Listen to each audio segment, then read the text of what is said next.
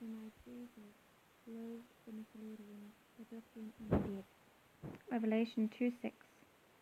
But this thou hatest the deeds of the Nicolaitans, which I also hate. Hate comes from the Greek word Miseo, which means to hate, abhor, find utterly repulsive. He not only loathes that object, but rejects it entirely. The main issue Jesus hated about them was their deeds. The word deeds is the Greek word Erga, which means works. Nicolaitan is derived from the Greek word Nikolaos, a compound of the word Nikos and Laos. Nikos means to conquer, subdue. Laos means the people. Nicolas means one who conquers and subdues the people, suggesting that the Nicolaitans were conquering and subduing the people. Irenaeus and Hippolytus, two leaders in the early church who recorded many of the events that occurred in the earliest recorded days of church history, said the Nicolaitans were the spiritual descendants of Nicolas of Antiochus, who had been ordained as a deacon.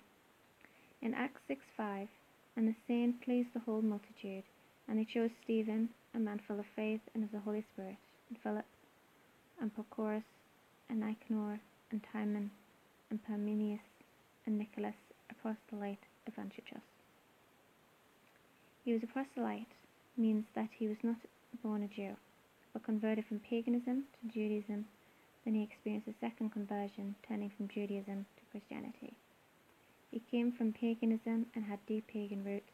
Pagan background meant that he had previously been immersed in the activities of the occult.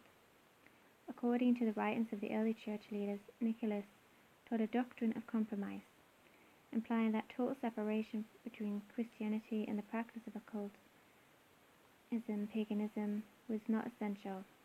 From early church records, it seems apparent that this Nicolas of Antiochus was so immersed in occultism, Judaism and Christianity that he had a stomach for all of it.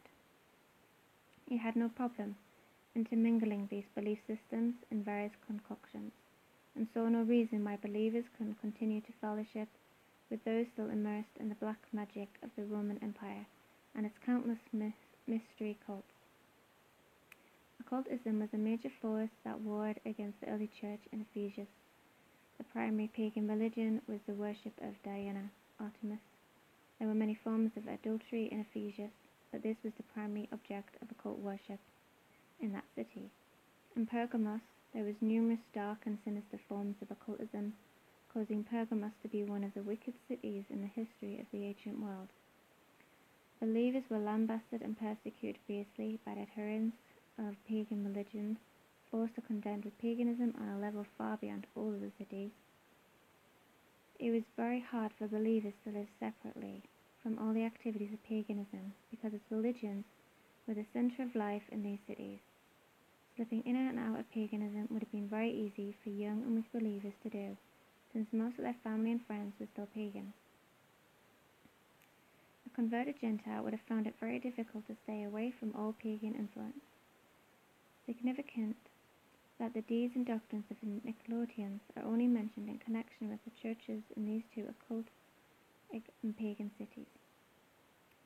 It seems that the doctrine of the Nicolaitans was that it was alright to have one foot in both worlds, and that one needn't be so strict about separation from the world in order to be a Christian.